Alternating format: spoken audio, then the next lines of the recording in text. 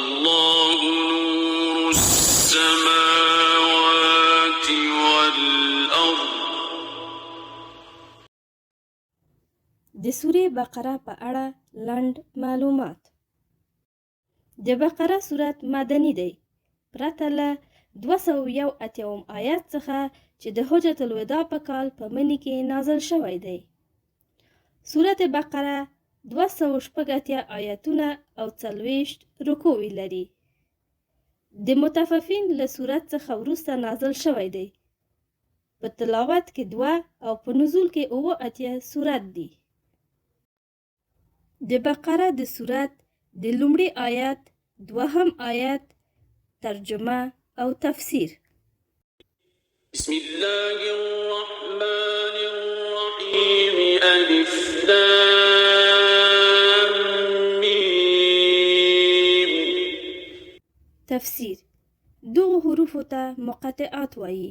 د دغه حروفو په اصلي معنا باندې پرته له الله جل جلاله څخه بل هیڅوک نشي پوهېدلی، او څوک وایي چې دغه حروف د الله تعالی او د رسول الله صلی الله علیه وسلم ترمنځ مخصوص رمز دی چې موږ ته د ځینو مصالحو او حکمتونو له امله نه دي راښکاره شوي. ذلك الكتاب لا ريب فيه هدى للمتقين.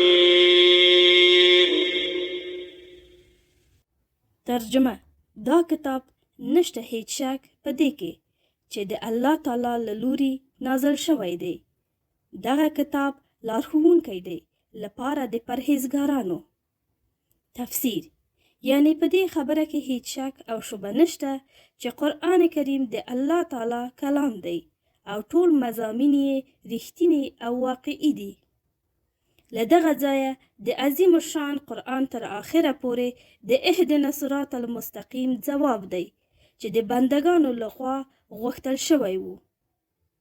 یعنی دغه کتاب هغو بندگانو ته لاره ښیي چې له الله تعالی څخه ویره لري، ځکه هغه څوک چې د الله تعالی څخه وویریږي هغه خامخا د ښو او بدو امورو طاعت او مصیعت غوښتنه او پلټنه کوي، او د چا په زړه کې چې د الله تعالی ویره نه وي نو هغه به له طاعت سره څه علاقه او له مصیعت ځینې به څه اندېښنه ولري.